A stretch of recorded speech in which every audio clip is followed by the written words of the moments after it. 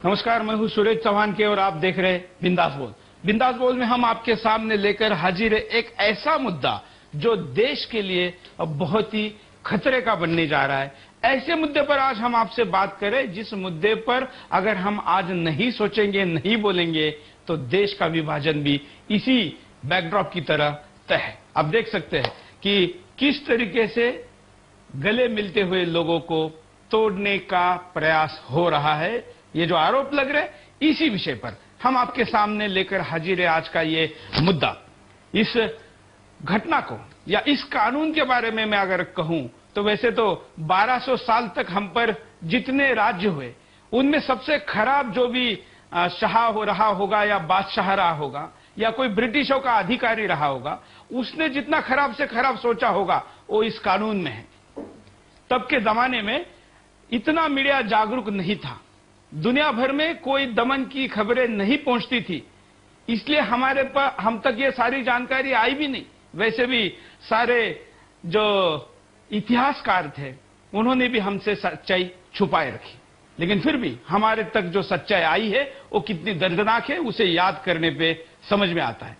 उससे भी ज्यादा मैं तो आपको कहूंगा कि आप बुरा सोचिए अपने आप के बारे में, जितना बुरा सोच सकते उतना सोचिए। शायद आपके उस बुरा सोचने को लोग पागल कहे, इतना सोचने वाला जो आपके सोच में आएगा वो सब कुछ इस कानून में है। ऐसा कानून भारत में आ रहा है और उसका नाम है सांप्रदायिक हिंसा रोकथाम अधिनियम कानून। यह आ रहा है, इस अधिवेशन में पारित होने की संभावना है और पारित होता है तो क्या क्या हो सकता है ये हम इस 1 घंटे के बिंदास बोल में आपके सामने चर्चा करने वाले। इस पूरे कार्यक्रम में हमारे साथ बने रहेंगे विश्व हिंदू परिषद के प्रवक्ता विनोद बंसल जी। विनोद जी, आपका स्वागत है बिंदास बोल में। धन्यवाद जी। साथ ही ऑस्ट्रेलिया से लेके यूके तक सैटेलाइट के द्वारा भारत में डीटीएच पर, वीडियोकॉन पर और www.sudarshan.tv.com पर पूरे दुनिया भर में आप इसको देख रहे सारे दर्शक हमसे जुड़े रहेंगे। पहले नजर डालते हैं मुद्दे पर। अल्पसंख्यक तुष्टीकरण के एजेंडे पर प्रतिबद्ध सप्रंग सरकार एक ऐसा कानून बनाने जा रही है जो सांप्रदायिक सौहार्द को नष्ट भ्रष्ट कर सकता है, संविधान की संघीय विशेषताओं को कमजोर कर सकता है, केंद्र सरकार को राज्यों के शासन में दखल देने का अधिकार दे सकता है। विधेयक को सांप्रदायिक एवं लक्षित हिंसा रोकथाम बिल नाम दिया गया है। इसका उद्देश्य बताया जा रहा है सांप्रदायिक घटनाओं पर अंकुश लगाना, लेकिन इसका निर्माण इस पूर्वाग्रह के साथ किया गया है कि जहां सभी तरह से धार्मिक बहुसंख्यक ही अल्पसंख्यक समुदाय पर जुल्म करता है, लिहाजा बहुसंख्यक समाज के सदस्य ही दोषी हैं और अल्पसंख्यक समुदाय के लोग पीड़ित। ये कानून 35 राज्यों और केंद्र शासित क्षेत्रों में 28 में बहुसंख्यक हिंदुओं को सांप्रदायिक हिंसा के लिए जिम्मेदार मानता है। यकीनन मुस्लिम, ईसाई और दूसरे धार्मिक अल्पसंख्यकों को पीड़ित के रूप में देखता है। इस कानूनी मसौदे को तैयार करने वाले राष्ट्रीय सलाहकार परिषद के वो छदम सेकुलरिस्ट हैं जो हिंदू विरोधी और नेहरू गांधी परिवार के समर्थक हैं। इस परिषद की प्रमुख है कांग्रेस अध्यक्ष सोनिया गांधी। केंद्र सरकार इस परिषद को बराबर महत्व दे रही है, जिसका नेतृत्व पहली बार अल्पसंख्यक समाज के एक सदस्य द्वारा किया जा रहा है। इस कानून का मसौदा ऐसा है कि यह सांप्रदायिक सौहार्द को बनाए रखना तो दूर, हिंदुओं की सनातन संस्कृति को ही खत्म कर सकता है। इस विधेयक के मसौदे में समूह शब्द का इस्तेमाल किया गया है। इस समूह का मतलब है राज्य में धार्मिक या भाषाई अल्पसंख्यक, मतलब हिंदू, जो आज ज्यादातर राज्यों में बहुसंख्यक है। इस कानून के तहत समूह के दायरे में नहीं आएंगे, लिहाजा उन्हें इस कानून के तहत संरक्षण नहीं मिल सकेगा, भले ही वे मुस्लिम या ईसाई सांप्रदायिक घृणा और हिंसा के शिकार हों। अगर किसी सांप्रदायिक हिंसा में कोई अल्पसंख्यक बहुसंख्यक महिला के साथ बलात्कार करता है तो वो महिला अल्पसंख्यक समुदाय पर केस दायर नहीं कर सकती, जबकि अल्पसंख्यक महिला के साथ अगर ऐसा होता है तो उसे सभी कानूनी अधिकार प्राप्त हैं। जी हाँ, अगर कानून 2002 में लागू हुआ होता तो जिन 59 मासूम हिंदुओं को गोधरा स्टेशन पर साबरमती एक्सप्रेस में जलाकर मार दिया गया था तो उनकी हत्या में एफआईआर दर्ज हो पाती। लेकिन इस कानून के तहत गुजरात में हिंदू बहुसंख्यक हैं, लेकिन मुस्लिम गोधरा कांड के बाद हुए दंगे के लिए इस कानून के प्रावधानों का इस्तेमाल कर सकते थे। इसका सीधा अर्थ है कि सांप्रदायिक हिंसा का शिकार होने वाले हिंदुओं को अब इस देश में कोई न्याय नहीं मिलेगा। ये काफी कुछ पाकिस्तान जैसे इस्लामिक देश में लागू हिंदू विरोधी कानूनों की तरह है। मतलब भारत में अब हिंदू पाकिस्तानी हिंदुओं की तरह घुट घुट कर जीवन जिएंगे। अगर अल्पसंख्यक समुदाय के किसी सदस्य को सांप्रदायिक हिंसा में शारीरिक, मानसिक मनोवैज्ञानिक और आर्थिक क्षति पहुंचती हो या उसकी संपत्ति को नुकसान हुआ हो तो इसके लिए बहुसंख्यक समुदाय ही जिम्मेदार होगा। अगर किसी मुस्लिम या ईसाई का किसी सामान्य मुद्दे पर अपने हिंदू पड़ोसी से विवाद हो जाता है तो वह अल्पसंख्यक इस कानून का दुरुपयोग बड़ी आसानी से कर पाएगा। यदि वह ऐसा किसी कारण से न कर पाए तो उसके संबंधी ऐसा कर सकते हैं। इस पूरी कवायद का यह बुनियादी मकसद नजर आता है, वह है हिंदुओं को निशाना बनाना। लेकिन कहीं मुस्लिम और ईसाइयों को भी इसकी मार झेलनी पड़ सकती है, क्योंकि जहां हिंदू अल्पसंख्यक होंगे वहां हिंदू इस कानून का दुरुपयोग कर सकेंगे। लेकिन हिंदू केवल जम्मू कश्मीर में ही हिंदू अल्पसंख्यक है। विधेयक कहता है कि इसे पूरे भारत में लागू किया जाएगा, लेकिन जब देश के एकमात्र मुस्लिम बहुल राज्य जम्मू कश्मीर की बात आती है तो इसमें कहा गया है कि केंद्र सरकार जम्मू कश्मीर राज्य की सहमति से वहां लागू कर सकती है। लिहाजा ये कानून सांप्रदायिक भी है और एक समुदाय यानी हिंदुओं को निशाना बनाने वाला भी। अगर इस विधेयक के सूत्रधार अपने मंसूबे में सफल रहे तो भारत की एकता और अखंडता खतरे में पड़ जाएगी। ऐसा विधेयक वह व्यक्ति नहीं बना सकता जो लोकतांत्रिक और पंथ निरपेक्ष भारत से प्यार करता है। हमें इसकी जांच करनी चाहिए कि विधेयक का मूल मसौदा कहां से आया है। आज यही है बिंदास बोल का मुद्दा। आप इस पे दे सकते हैं अपनी बेखौफ राय। जो बातें सामने आई है उसको लेकर मुद्दे को हमने आपके सामने रखा है। आज ज्यादा जानकारी के लिए हम चलते हैं विनोद जी के पास। विनोद जी। देखिए, ये जो विधेयक क्या है, भारत की विधायी संपदा को नष्ट करने और जिसका नाम सांप्रदायिक हिंसा रोकथाम विधेयक रखा गया है, मेरे हिसाब से देश को सांप्रदायिक आग में झोंकने का यह मूल मंत्र है। इससे नाम तो इसका रोकथाम है, लेकिन इससे घृणा और मतभेद और ये सांप्रदायिकता, ये जो है बार बार जो इसके अंदर जो ना प्रसारित होगी। अब बात आती है, छोटी सी एक एग्जांपल मैं आपको देता हूं। आज हिंदुओं के साथ वो होने वाला है कि अगर किसी हिंदू संत ने मौन व्रत भी धारण कर रखा है और उस मौन व्रत के अंतर्गत शंख बजाना अलाउड है, अगर उस संत ने वो शंख बजाया, महीनों से वो मौन व्रती है, लेकिन शंख बजाते ही अगर किसी ने कंप्लेंट कर दी कि इस शंख से मेरी धार्मिक भावनाएं आहत हुई हैं और ये इसके ऊपर मुकदमा लगना चाहिए और इसको अंदर करना चाहिए, इस कानून के अंतर्गत वह अपराध माना जाएगा और वह संत ही नहीं, उस संत के साथ उस सेक्ट के और उस संप्रदाय के जितने भी लोग होंगे, चूंकि उसके अंदर एक समूह की परिभाषा में आते हैं, वो सारे के सारे अंदर हो जाएंगे। एक बात। दूसरी बात ये कि अंदर होने के बाद उस संत के पास ये अधिकार नहीं होगा कि वो अपना पूछ सके कारण कि आखिरकार किस अपराध के अंतर्गत मुझे अंदर किया गया है। दूसरा, अपराध की जो प्रोग्रेस रिपोर्ट है वह कंप्लेनेंट को तो बताई जाएगी, लेकिन उस संत को नहीं बताई जाएगी। मतलब क्या कि वह संत निरपराध होने के बावजूद भी वो अपराधी घोषित हो जाएगा, उसको जेल के अंदर ही सड़ना पड़ेगा और कोई जमानत का प्रावधान इसके अंदर नहीं है। इससे आपके पास दोबारा आते हैं, एक कॉलर हमारे साथ जुड़े हैं, उनसे बात करते हैं। जी जय हिंद। जय हिंद।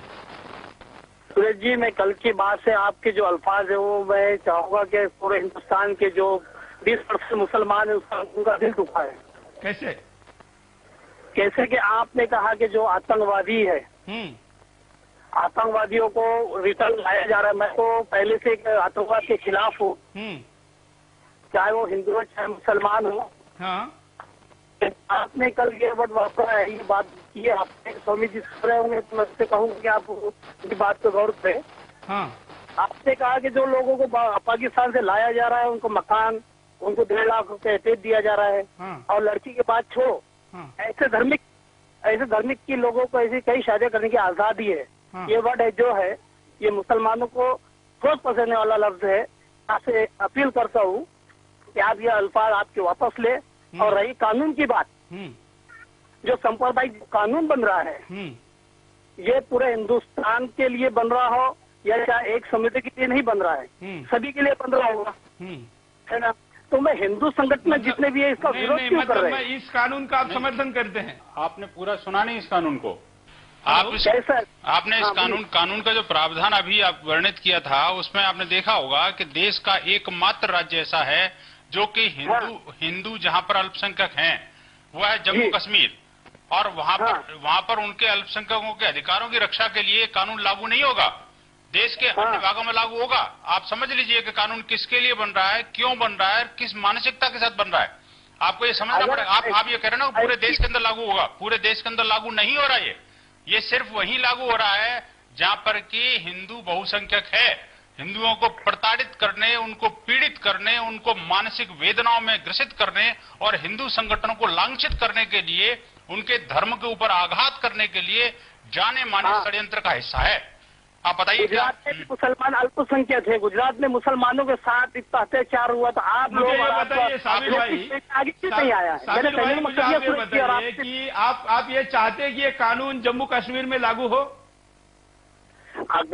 अगर सच्चाई के लिए कानून होगा तो मैं उसके लिए सपोर्ट। अगर वो नहीं, आप ये चाहते हैं कि ये कानून जम्मू कश्मीर में लागू हो? जम्मू कश्मीर में नहीं, अगर जहाँ सांप्रदायिक होते, चाहे कोई समाज का हो, पूरे भारत में लागू हो, पूरे भारत में लागू हो, ऐसा आप चाहेंगे? अगर इसमें सच्चाई है, इस कानून में अगर सभी को अगर फायदा होता है, सभी नागरिक सुरक्षित रहते हैं, तो मैं इसका सपोर्ट करूंगा। अगर इससे तकलीफ होती है हर समुदाय को, में भी ये कानून लागू होना चाहिए, ऐसा हमारे कॉलर का कहना है। और आप भी इस बात को रख सकते हैं, किसी जाति धर्म पंथ के खिलाफ हम कभी ना सोचते हैं, ना सोचेंगे, ना आगे भी ऐसा हमारे से होगा। बात जब राष्ट्र की हो तो धर्म तो क्या, भगवान भी हमारे लिए मायने नहीं रखता, क्योंकि अगर ये देश ही नहीं रहेगा तो भगवान का नाम लेने वाला दुनिया में कोई नहीं रहेगा। आइए अगले कॉलर के पास चलते हैं। हेलो। की सबसे बड़ी खराबी ये है कि इसमें समूह शब्द का अर्थ अल्पसंख्यक माना गया है, न कि बहुसंख्यक, और केवल ऐसे अपराध इसकी परिधि में आते हैं जो अल्पसंख्यक समूह के विरुद्ध हों। बहुसंख्यक लोग समूह की परिधि में नहीं आते, तथा उनके विरुद्ध घृणा फैलाना, हिंसा करना या यौन उत्पीड़न के मामले इसकी परिधि में नहीं आते। अतः ये कानून पक्षपाती है होगा और न्याय संगत नहीं होगा। नंबर 2, अपराध को सिद्ध करना अल्पसंख्यक शिकायत सत्ता की जिम्मेवारी नहीं होगी, बहुसंख्यक वर्ग के व्यक्ति या संगठन को इसे असत्य सिद्ध करना होगा, जो न्याय प्रक्रिया के विपरीत है। शिकायत के आते ही उस बहुसंख्यक व्यक्ति या संगठन के अपराधी मानकर उसके खिलाफ कार्रवाई की जाएगी। इस विधेयक में धर्म या जाति के आधार पर भेदभाव क्यों किया जा रहा है? इस विधेयक से जो सोनिया गांधी की अध्यक्षता में राष्ट्रीय सलाहकार परिषद द्वारा तैयार किया गया है, इससे सोनिया गांधी की हिंदू विरोधी मानसिकता का पता चलता है। क्या हिंदू समाज, हिंदू महासभा, संघ, भाजपा सब मुद्दा हो चुके हैं और इसे पास होने देंगे? देश के हिंदूवादी संगठनों के लिए सवाल खड़ा कर रहे चांदना जी, और हम तो देश के पूरे देशवासियों के सामने खड़ा कर रहे सवाल की इस कानून की बारीकी में जाए। ऐसा कानून आएगा और अगर सांप्रदायिक हिंसा रोकने के बजाय अगर बढ़ेगी और उसका नतीजा इस देश के अस्तित्व के साथ जुड़ा होगा, तो फिर सोचिए कि एक कानून किसी षड्यंत्र का हिस्सा है, कोई गलती है या इसे तय करके लाया गया है। विनोद जी, आप कुछ कह रहे थे। देखिए, बात यह है कि इस कानून को बनाने की पृष्ठभूमि क्या है, ये मैं थोड़ा सा समझना पड़ेगा। बात यह कि इसमें जो जिस संस्था ने इस कानून को तैयार किया है वह संस्था है नेशनल एडवाइजरी काउंसिल। इस संस्था का जो प्रधान है वो ऐसे व्यक्ति को बनाया गया जो देश के अंदर कुछ नहीं है लेकिन सब कुछ है। रिमोट कंट्रोल से जो सरकार को चला रहा है वह इस संस्था का घोषित प्रधान है। इस संस्था का कोई लीगल सैंक्टिटी नहीं है, संविधानेतर संस्था है। ये नेशनल एडवाइजरी काउंसिल का संविधान के अंदर कोई वर्णन नहीं है। भारत के किसी कानून के अंतर्गत इसको कोई वैधानिक अधिकार प्राप्त नहीं है, लेकिन इस संविधान की अवैध संतान के नाते इसको बना करके, और सोनिया गांधी को मुखिया इसलिए बनाया गया कि इसके माध्यम से ये भारत सरकार के कैबिनेट मंत्री के बराबर दर्जा, उसके वेतन और भत्ते प्राप्त कर सकें और उनको वो पूरा स्टेटस मिल सके जो कि जनता को नहीं पता। जनता चाहती है कि ये तो बहुत बड़ी वो महात्मा हैं और इन्होंने तो बड़ा त्याग किया है। चलिए विनोद जी, वो देश जानता है कि सोनिया गांधी क्या है और उनको क्या किया जा रहा है। हम कानून पे फोकस करें। हाँ, हम बात कर रहे हैं कि देखिए कानून की जहां तक बात है, इस कानून से कितनी डिस्पैरिटी क्रिएट होंगी इस बात को समझना बहुत जरूरी है।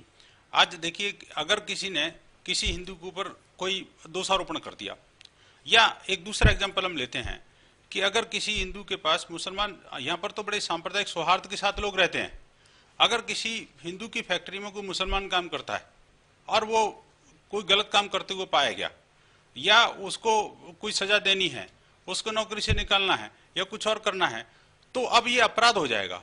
कोई भी व्यक्ति किसी गैर हिंदू को अपनी फैक्ट्री में नौकरी देने से बचेगा, और अगर दे दी तो उसको निकालना उसके लिए सिरदर्द बन जाएगा। क्यों? क्योंकि उसकी व्यवसाय के अंतर्गत आप उसका शोषण कर रहोगे। अगर इस कानून के अंतर्गत वो अपराध है, किसी अल्पसंख्यक ने किसी बहुसंख्यक के खिलाफ ये अगर कंप्लेंट कर दी कि इसने मेरे को नौकरी से निकाला है या मेरी व्यवसाय में इसने हानि पहुंचाई है और इससे मेरे परिवार को नुकसान हो रहा है, तो निश्चित रूप से वो पूरा का पूरा जो एम्प्लॉयर है वो अपने परिवार के साथ अंदर हो जाएगा और उसका कोई जमानत भी नहीं होगी। आखिरकार ये कैसा कानून बन रहा है? बिल्कुल, हम एक कॉलर के पास चलते हैं, उनकी भी राय लेते हैं। काफी कॉलर अपनी बात को यहाँ रखना चाहते हैं, आप भी बात को रखिए, क्योंकि सब मिलकर चिंतन चर्चा करेंगे तो ही किसी दिशा में जाएंगे। अगले कॉलर, नमस्कार। हाँ, सचिन बोल रहा हूँ अकोला से। हाँ, बोलिए। जी, मैं चकित हो गया हूँ जो राहुल जी के बयान है उसमें दिखा रहे आपके बैकग्राउंड में। हाँ। और जो सोनिया जी के बयान है वो देखकर तो शौक सा लग रहा है थोड़ा सा कि संख्या के आधार पर ये जो किया जा रहा है, मेरे हिसाब से खुद हिंदू काम है जो भी हो रहा है, पहली बात। और दूसरी बात, अगर एक गुट या एक ही दल की या फिर एक ही समुदाय की अगर सुरक्षा करना चाहते हैं, और तो इसका मतलब ये तो नहीं कि दूसरे समुदाय को आप खत्म करें। और दूसरी बात, जो हुसैन जी ने अकोला से अभी कही थी, तो मैं हुसैन जी से आपके माध्यम से सलाह देना चाहूंगा कि पहले आप मुद्दा समझ ले और उस पर जो बातें की गई है वो उसके बाद ही अपनी रट लगाए। बस इतना ही कहना चाहूंगा। धन्यवाद। और भी कई कॉलर है, उनके पास भी चलेंगे, एमएमएस भी देखेंगे। सोशल नेटवर्किंग साइट के द्वारा भी आप सीधे स्क्रीन पर अपनी प्रतिक्रिया को दे सकते हैं। एसएमएस का नंबर भी स्क्रीन पर चल रहा है।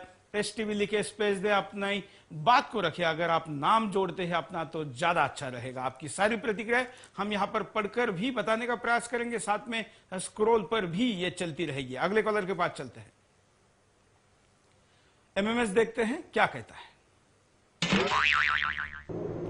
जो हमारी सर ये कांग्रेस सरकार जो अल्पसंख्यकों के बीच में जो ये कानून का जो प्रावधान बनाने जा रही है, ये हमारे खिलाफ से 110% इसका दुरुपयोग ही होना है, ऐसा नहीं होना चाहिए। नमस्कार। हेलो। हेलो। हाँ, बोलिए। नमस्कार। हाँ, नमस्कार। हेलो। हाँ, बोलिए। आप, आपकी टीवी का आवाज ज्यादा आ रहा है आपसे। आपके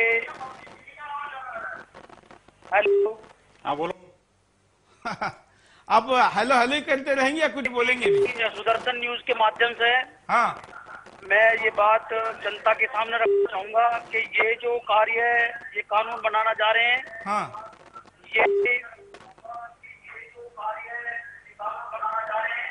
ये देश संस्कृति व हिंदू संस्कृति को नष्ट करने का षड्यंत्र है।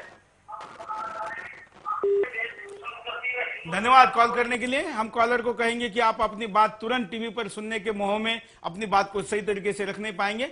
अगले कॉलर के पास चलते हैं। विनोद जी, शायद आप कुछ कहना चाह रहे थे।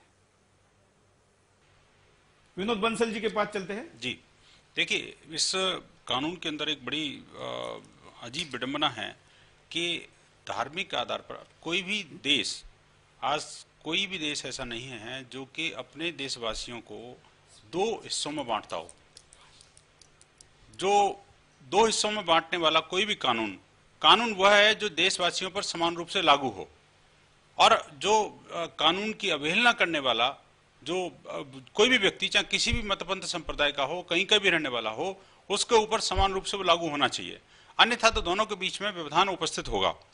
अभी आप देखिए कि अभी जो है इसमें एक बड़ा विडंबना की बात है, अगर किसी मुस्लिम युवती के साथ कोई व्यभिचार हो जाता है, यह कानून कहता है कि वह अपराधी है जिसने भी यह व्यभिचार किया।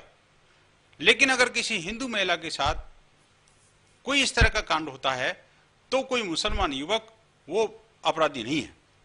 आखिरकार ये क्या कानून हुआ? ये वो कोई कानून की परिभाषा है? एक जबकि सर्वविदित है कि किसके साथ क्या होता है। जो गलत है, दुराचार है, वो दुराचारी है जिसने भी दुराचार किया है। इसके लिए उसको धर्म से जोड़ना, किसी भाषा, मत, पंथ, संप्रदाय से जोड़ना, इस देश के अंदर विभाजन की एक और नींव रखने के अलावा और क्या हो सकता है? आखिरकार 1947 में देश क्यों विभाजित हुआ? ऐसी क्या परिस्थितियां थी जो कोई पाकिस्तान अलग बन गया? ऐसी क्या परिस्थिति थी बांग्लादेश हमसे अलग हो गया? ये सारा कुछ एक होने के बावजूद भी, इतना संघर्ष होने के बावजूद भी देश के बंटवारे हो गए। क्यों? क्योंकि सांप्रदायिक शक्तियों ने अपना राग अलापना शुरू किया था और वो 1947 में जाकर के एक विखंडन की नींव रखी। बिल्कुल, लेकिन विनोद जी, यहाँ पर किसी भी बड़े मुस्लिम संगठन ने ऐसी किसी कानून की मांग नहीं की है।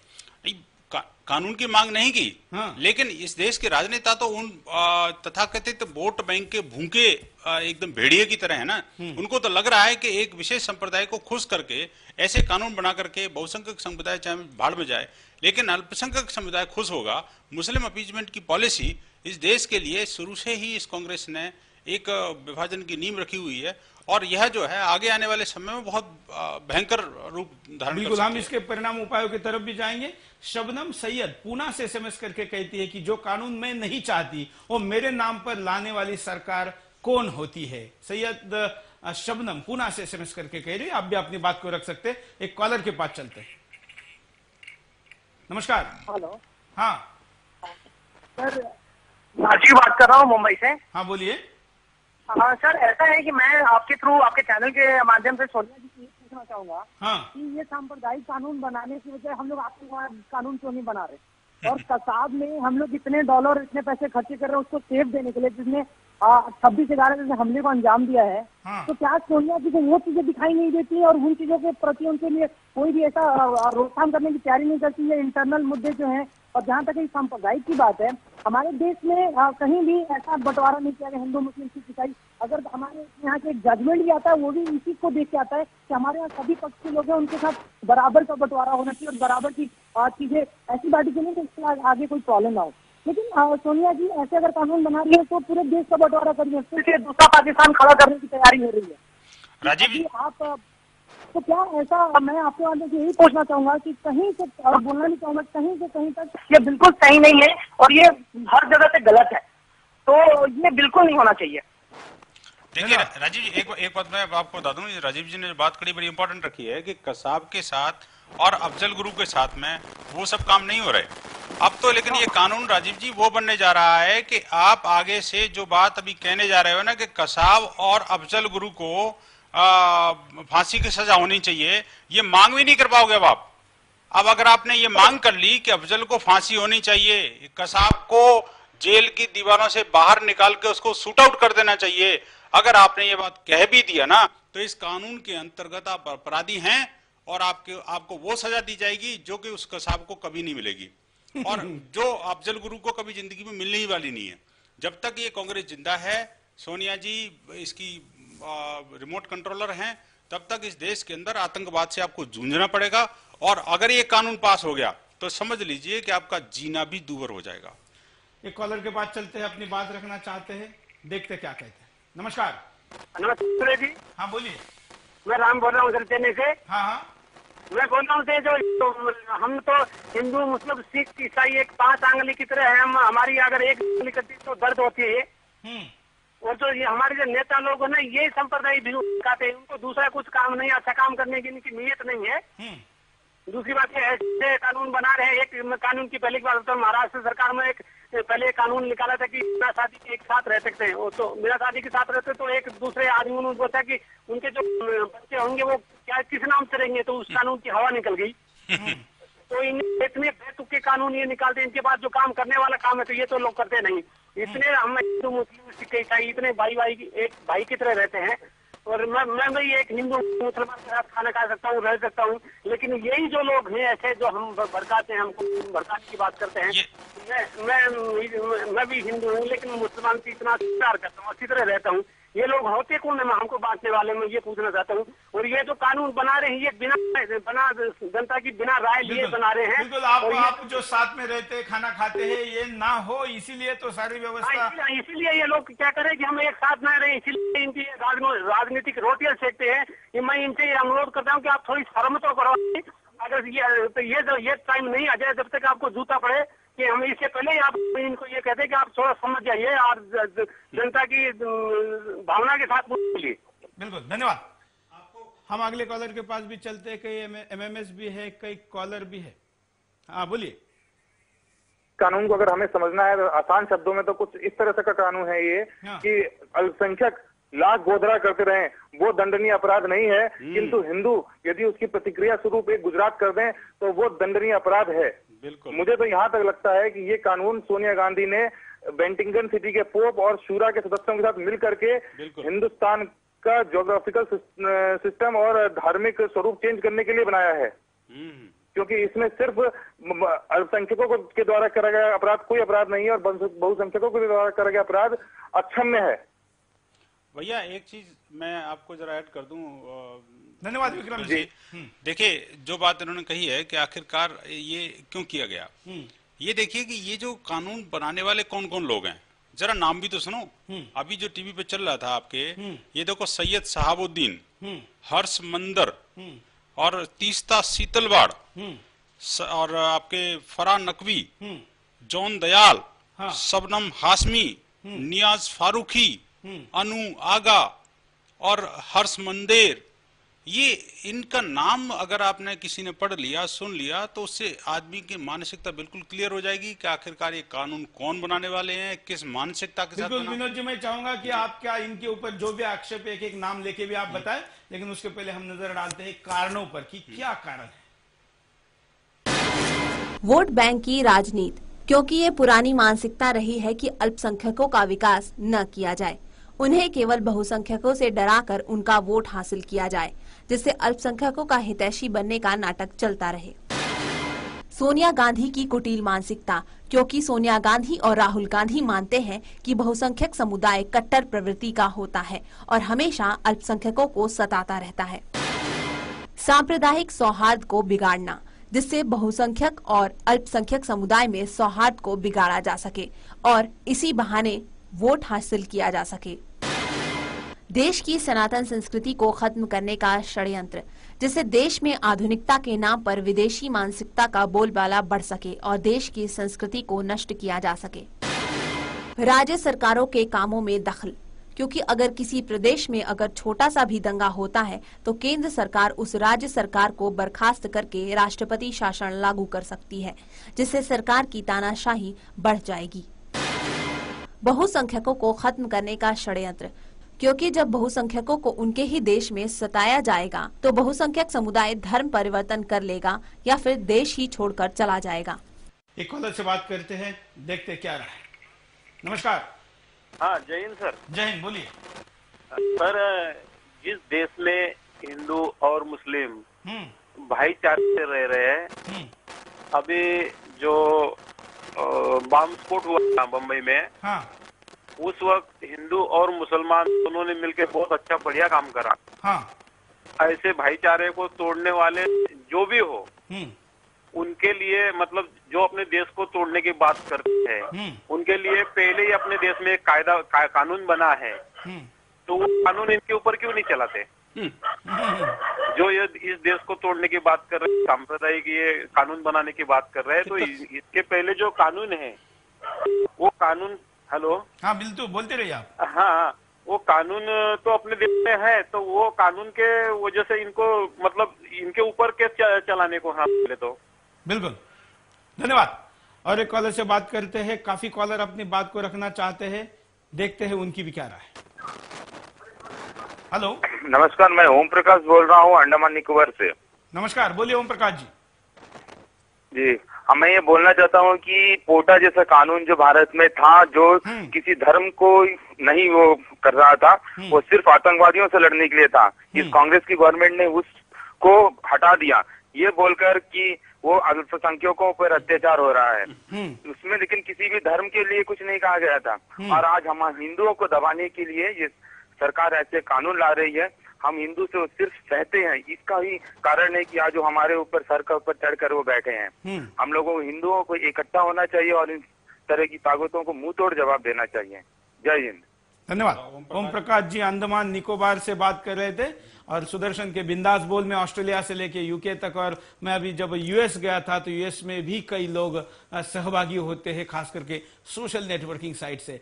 हम ऐसे सब लोगों का स्वागत करते हैं जो देश की चिंता के लिए देश के किसी भी कोने में रहते हैं, इस कार्यक्रम में सहभागिता लेते हैं। अगले कॉलर से बात करते हैं। नमस्कार। नमस्ते। मैं राजेश मसर बोल रहा हूँ, औरंगाबाद महाराष्ट्र से। हाँ बोलिए। इस कानून के बारे में 3 पहलू में रखना चाहता हूँ। सबसे पहला तो कारण, इसका कारण यह है कि अब कांग्रेस जान चुकी है कि इस पूरे देश में जब भी इलेक्शन होता है सिर्फ 50% वोटिंग होता है, और उस 50% में भी 20% वोटिंग एक गट्ठा होता है एक संप्रदाय का, जिसकी वजह से जो कि कांग्रेस को जाता है, उस वजह से वो चुन के आती है। इसलिए उनको पता है कि जितना हो सके इनकी संख्या और इनके ऐसा कह सकते हैं कि इनकी चमचागिरी की जाए, इनकी चापलूसी की जाए, ताकि जितना हो सके इनका पूरा वोटिंग इनको मिल सके। दूसरी चीज, इसमें जो कुछ मुद्दे हैं इस कानून में, ये पूरे तर्कशून्य है और पूर्व अनुग्रह दूषित है। ये कहते हैं कि आज तक जितने भी दंगे भारत में हुए हैं वो पूरे मेजोरिटी की तरफ से माइनॉरिटी की तरफ हुए हैं, जबकि अगर आप देखोगे कि इवन बाबरी मस्जिद के बाद भी जो दंगा हुआ, जो दंगे पूरे देश भर में हुए, उनकी शुरुआत मुसलमानों से हुई है, और अकेले मुंबई के अंदर दोनों तरफ से 400 लोग मरे हैं, यानी कि सिर्फ माइनॉरिटी को नुकसान नहीं हुआ है। तीसरी चीज, ये जो कह रहे हैं कि हम ये हिंदू या मुस्लिम इनके लिए नहीं बना रहे, लेकिन अगर आप देखोगे तो पूरे हिंदुस्तान में कश्मीर छोड़ के सब तरफ हिंदू मेजोरिटी में है, और कश्मीर में तो 370 चल रहा है। तीसरी चीज ये बोल रहे हैं कि एक कमेटी बनाई जाएगी जो इसकी इन्वेस्टिगेशन करेगी। उस कमेटी में एक नेता विपक्ष, प्राइम मिनिस्टर और गृह मंत्री रहेंगे, और बाकी 4 लोग ये माइनॉरिटी कम्युनिटी से आएंगे। तो अगर ये माइनॉरिटी कम्युनिटी से आएंगे तो माइनॉरिटी कम्युनिटी कौन सी है, देश के लेवल की या किसी स्टेट के लेवल की? और अगर स्टेट के लेवल से आ रहे हैं, देश के लेवल से आ रहे हैं, तो उसमें तो काफी सारे माइनॉरिटीज है, उसमें सिख भी आते हैं, बौद्ध भी आते हैं, जैन भी आते हैं, तो क्या वो भी इस कमेटी के मेंबर रहेंगे या सिर्फ मुसलमान रहेंगे? इन्होंने ये क्लियर नहीं किया है। ऊपर से लिंग्विस्टिक भी बताया है, लिंग्विस्टिक बोला तो फिर वैसे देखेंगे कर्नाटक में, तमिलनाडु में काफी हद तक मराठी लोग भी, ब्राह्मण लोग भी इसमें है, माइनॉरिटी में है, वहाँ ये कानून लागू नहीं होता है। क्रिश्चियन और मुसलमानों के बीच में ये कानून लागू नहीं होता है। इसका सीधा सीधा मतलब यही है कि ये सिर्फ हिंदुओं की संख्या कम करना चाहते हैं, हिंदुओं की हो सके तब तक, तो इनको पता है हिंदुओं का वोटिंग एक इकट्ठा होता नहीं है, सारे हिंदू जात जात में बटे हुए हैं और निद्रिस्त है। और इसका अगर उपाय है तो एक ही उपाय है कि इस देश की जो 70% जनता है जो कि हिंदू है, इनको एक इकट्ठा वोटिंग करना शुरू करना पड़ेगा। इनको लोकशाही की प्रणाली में मतदान का जो इम्पोर्टेंस है, जो महत्व है, ये समझना पड़ेगा। धन्यवाद राजू बशीर जी। बात कर रहे थे महाराष्ट्र से, और भी कई कॉलर, कई एसएमएस, कई एमएमएस आए हैं। नजर डालते एक एमएमएस देखते हैं क्या कहता है। इस कानून के आने से ये होगा कि हिंदू मुसलमान के बीच जो प्यार है, आपसी प्यार है, उसमें दरार पड़ सकती है। और वैसे भी किसी नए कानून लाने की कोई ज़रूरत नहीं है, हमारे पास काफ़ी प्रभावी कानून है हमारे संविधान में, हमारे हर जगह कानून व्यवस्था में बहुत से कानून है। बस मेन बात है कि उन कानून को सही तरह से लागू किया जाए, कानून व्यवस्था को सुधारा जाए। एक कॉलर के पास चलते हैं। नमस्कार। नमस्कार मोहन जी। हाँ सर, मैं ये कहना चाह रहा हूँ, जो अल्पसंख्यक, ये जो मुस्लिम का तो पक्ष लेंगे ये सोनिया गांधी, क्योंकि ये सरोज गांधी की देन है। जो राजीव गांधी था उसके फादर सरोज गांधी थे, तो ये कौन हुए? हेलो, हाँ बोलिए बोलिए। तो जो सरोज गांधी है उनकी वाइफ सोनिया गांधी हो गई है, राहुल गांधी उनका पुत्र हो गया, तो मुस्लिम तो खुद ही है, ये पक्ष तो लेंगे उनका ये, और हिंदुओं का पक्ष क्यों लेंगे आप बताइए? बिल्कुल ठीक बात कही आपने। जो भी पक्ष लेंगे मुस्लिमों का, हिंदुओं का पक्ष लेंगे, क्योंकि हिंदुओं का मतलब ही नहीं है ना, बीज वही है ना, उस बीज का इसलिए हम व्यक्तिगत इस विषय की टिप्पणी नहीं चाहेंगे। धन्यवाद आपका कॉल करने के लिए। हम अगले कॉलर के पास चलते हैं, देखते हैं उनकी क्या प्रतिक्रिया। हाँ हाँ हेलो, हाँ बोलते रहिए। हाँ, मैं यूएई से बोल रहा हूँ सर। मेरा नाम संजय सिंह है। हाँ, मैं अभी बोलिए। हमारा आपका दिन उसमें हाँ बोलिए, करना चाहता हूँ। बोलिए ना। हेलो, हाँ बोलिए, आप लाइव में जुड़ चुके हैं।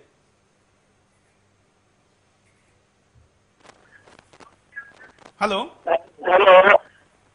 सर, मैं दुबई से रमदार सिंह बोल रहा हूँ। हाँ, वो जो सांप्रदायिक हिंसा फैलाना कांग्रेस पार्टी की मूल नीति है, वो तो इसकी जड़ में समाई हुई है और होने के जमाने से आ रहा है।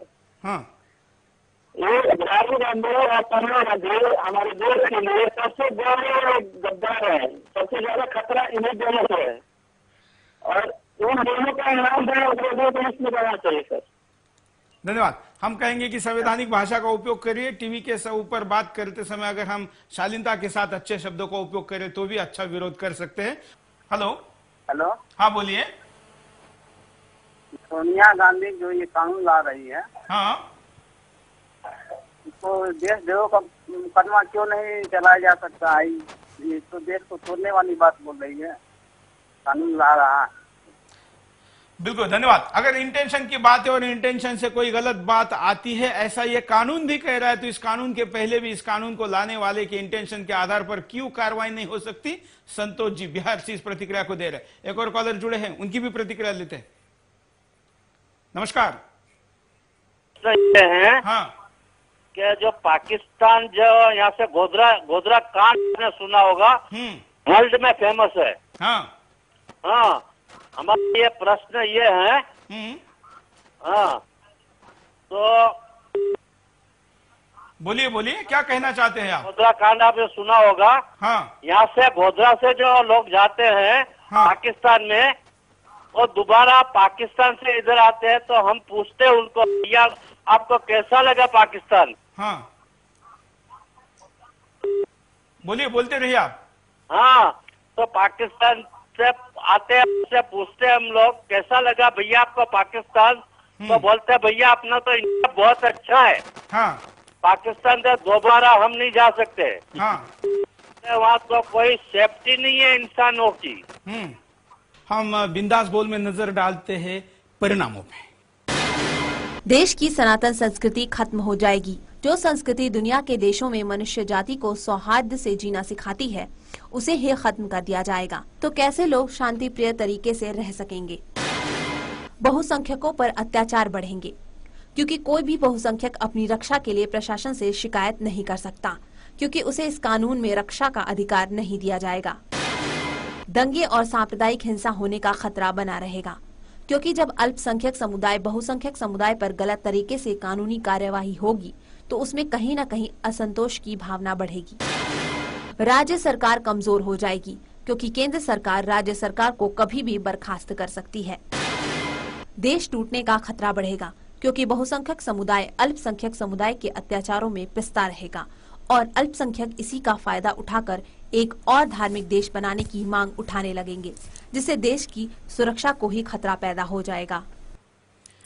इसमें परिणाम राज्यों की जो व्यवस्था है, संघीय ढांचा हमारा जो है वो भी खतरे में पड़ेगा, क्योंकि जो अथॉरिटी रहेगी इस कानून को इम्प्लीमेंट करने वाली, वो राज्य के किसी भी इमारत में या दफ्तर में घुसकर सीधे इंक्वायरी कर सकती है, उसमें मुख्यमंत्री का दफ्तर भी क्यों ना हो।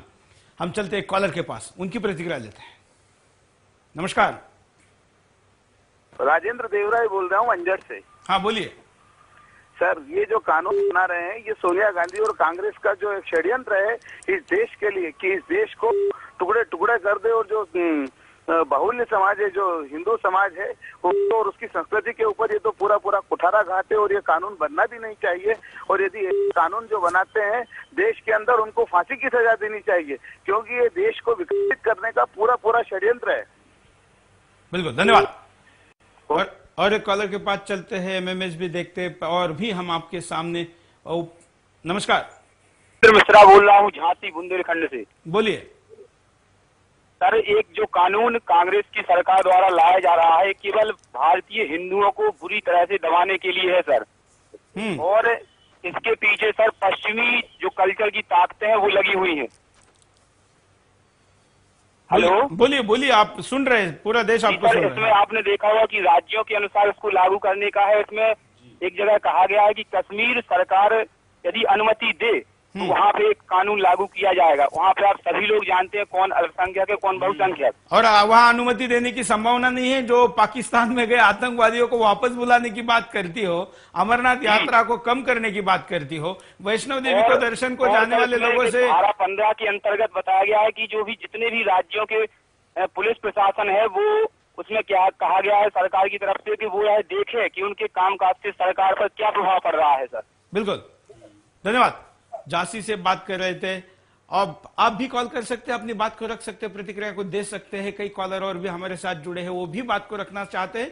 कार्यक्रम के अंतिम छोर में हम चाहेंगे कि कम शब्दों में अपनी बात को रखें तो ज्यादा लोगों को हम बोलने का मौका दे पाएंगे। अगले कॉलर के पास चलते। बोल रहा हूँ जालना से। सर हाँ बोलिए। मैं ये बोलना चाह रहा हूँ कि एक तो मैंने ये मुद्दा जो चल रहा है ये सब वोटिंग का है, क्योंकि अभी ये बात तो कल भी रही थी कि अन्ना और बाबा रामदेव के कारण ये लोग बहुत परेशान हैं, इनकी वोट काफी टूट रहे हैं और मीडिया में इसमें काफी सहयोग है।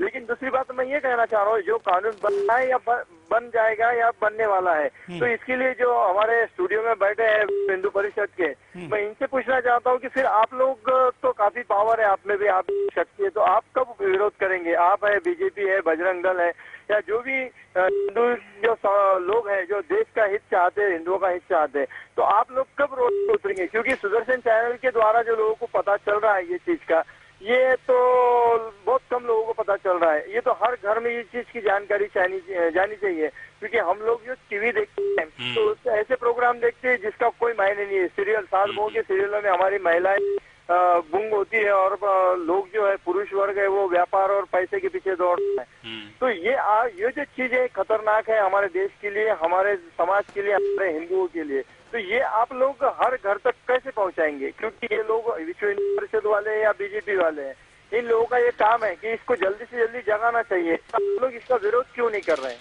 बिल्कुल, बहुत बढ़िया। बिल्कुल विनोद जी, आपके लिए बहुत बड़ा सवाल है और देश का पूरा समाज जानना चाहता है कि वीएचपी इतनी शांत क्यों है। प्रवीण तोगड़िया जी कहाँ हैं? नहीं, ऐसा नहीं है, वीएचपी शांत नहीं है। हाँ। विश्व हिंदू परिषद ने सबसे पहले प्रस्ताव पारित किया था 2 जुलाई को, और वहां पर हमारी केंद्रीय मार्गदर्शक मंडल की बैठक, केंद्रीय प्रबंध समिति की बैठक में संतों ने क्लियर कर निर्णय दिया था कि सरकार या तो इस बिल को वापस ले, नहीं तो हम आंदोलन के लिए मजबूर होंगे। और आपको ध्यान दिला दूं, अभी पिछले महीने के अंतर्गत हमने 29, 30, 31 जुलाई को देश के सभी जिला मुख्यालयों पर विराट प्रदर्शन किए हैं, और हर जिला मुख्यालय पर हमारे कार्यकर्ताओं ने राष्ट्रपति को संबोधित करते हुए ज्ञापन दिए हैं। नहीं, लेकिन बहुत जबरदस्त विरोध प्रदर्शन विनोद जी, मैं कहना चाहूंगा कि आप ये जो बात करते हैं विराट की, आप अपना जो दावा करते हैं कि पूरे हिंदू समाज का आप प्रतिनिधित्व करते हैं, उस मात्रा में लोग कहाँ इसमें सम्मिलित होते हैं? नहीं, देखिए, ये तो यही तो बात है, ये हमारे समाज, पूरा समाज हमारे साथ है, लेकिन वो कुछ सोया हुआ है, कुछ जागने वाला है। नहीं, या फिर जगाने में नहीं, या उसको जगाने में वीएचपी की ताकत या नीति या जो भी कार्य पद्धति है वो कहीं कम पड़ रही है? नहीं, बिल्कुल नहीं। हिंदू समाज को जागने की आवश्यकता है। देखिए, समाज ने पिछला इतिहास हिंदू समाज का ये बिल्कुल क्लियर है कि यह हिंदू या तो सोता रहता है, जब जागेगा, जब पड़ेगी, मार पड़ेगी, तब जागता है। तो हम चाहते हैं कि इससे पहले कि विपरीत परिस्थितियां हमारे ऊपर निर्माण हो, पूरे हिंदू समाज को जागना होगा, इन सारी सांप्रदायिक शक्तियों के खिलाफ लड़ाई के लिए मैदान में आना होगा और इस देश को बचाना होगा। तभी जाकर के हम सब जो है इस ऐसे घिनौने कानून से बच सकेंगे।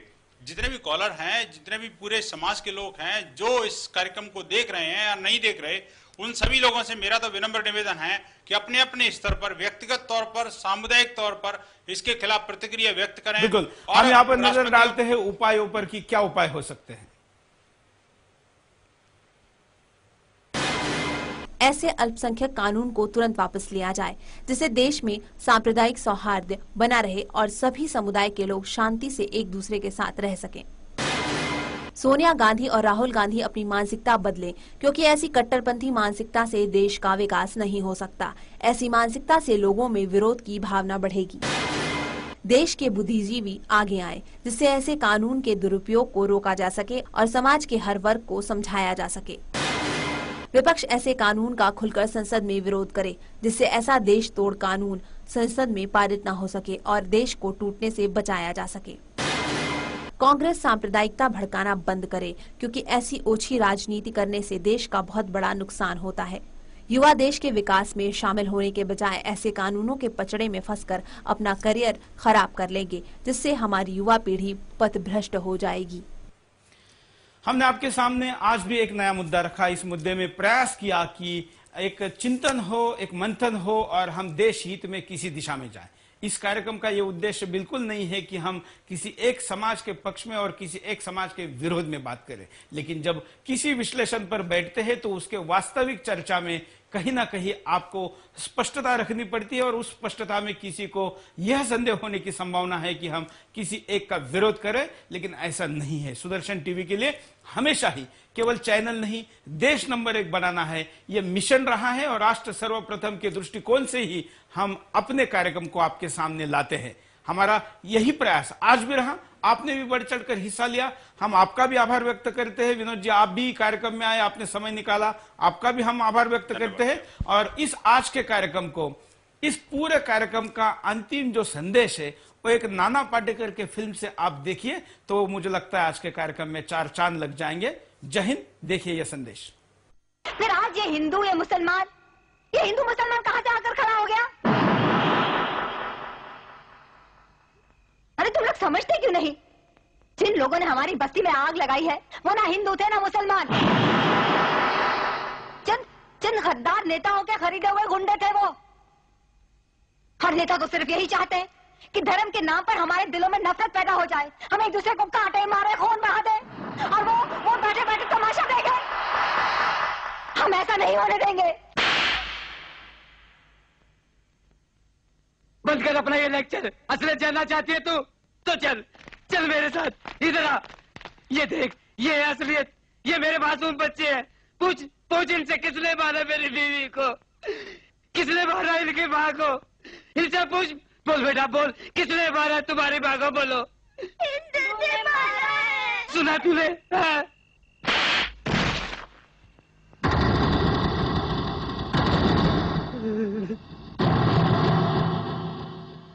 एक बात बता मेरे को, इन मासूमों को हिंदू और मुसलमान के बारे में किसने बताया? तूने? जो अपना नाम नहीं बता सकते उनको अपने माँ के कातिल और धर्म के बारे में किसने बताया? तूने? देख इस्माइल, इन मासूमों के दिल में इस बचपन से तू दुश्मनी का बीज बो रहा है। इधर आ, असलियत जानना चाहता है ना? इधर आ। कौन है?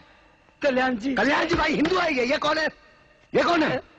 गंगा भाभी। गंगा भाभी, तुम्हारे बच्चे को कौन पाल रहा है? गंगा भाभी। गंगा भाभी ये हिंदू थे, इनको काय को नहीं काटा? हाँ, इधर आ, असलियत बताता हूं तुझे।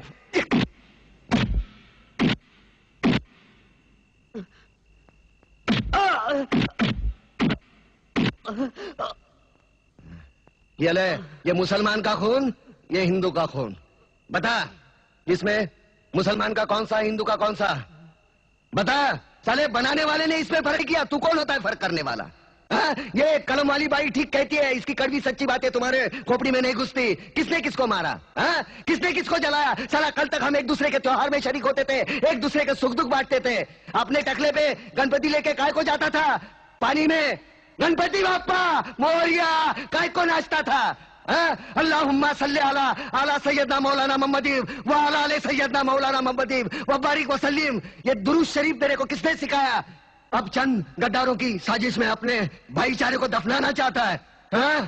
प्रताप, मुझे माफ कर दो, मैं बह गया था प्रताप, मुझे माफ कर दो।